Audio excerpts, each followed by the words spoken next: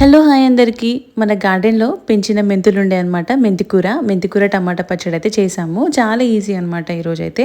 అలాగే టమాటోస్ మంచిగా బ్రింజాలు కూడా మన పంటలోవి అనమాట. ఎంత బాగున్నాయో కదా, మస్తు ఉన్నాయి అనిపించింది. అసలు ఆర్గానిక్గా ఇలా పండించుకుంటే ఎంత బాగుంటుందో. ఏం లేదండి, ఫస్ట్ అన్నీ కూడా మెంతులు వేయించేసుకొని పక్కన టమాటా కూడా మంచిగా ఉడకబెట్టేసుకున్నాం అనమాట. అయితే ఇక్కడ టమాటా చారు కూడా ప్రిపేర్ చేశాను అనమాట. ఎలా ప్రిపేర్ చేశానంటే చూసారు కదా, మొత్తం కూడా బాయిల్ చేసేసి దాని మీద ఉన్న స్కిన్ అంతా తీసేసాను అనమాట. ఎందుకో మేము అట్లా ప్రిపేర్ చేసాము, చాలా బాగా వస్తుంది. ఇది వచ్చేసి పోపుకి పెట్టేసుకున్నాను, బ్రింజాలు కూడా పోపుకి పెట్టేసుకున్నాను. ఇదంతా కూడా కొంచెం మగ్గిన తర్వాత మంచిగా ఆ టమాటోని మిక్సీ పట్టేసి పిప్పి ఉంటుంది కదా, అది వచ్చేసి ఇది. సో కొన్ని వాటర్ పోసేసి బాగా మరిగించాలన్నమాట. బాగా రోయల్ బాయిల్ అయ్యే వరకు మరిగించిన తర్వాత మనం ఇప్పుడు పోపు పెట్టుకున్న బ్రింజాలు, ఆనియన్, మిర్చి అవి ఇందులో వేసేసి 1 minute తర్వాత కొంచెం మిరియాల పొడి వేసుకుంటే చాలా బాగుంది. ఇలా మిరియాల పొడి వేసుకొని బాగా మరిగించుకోవాలి.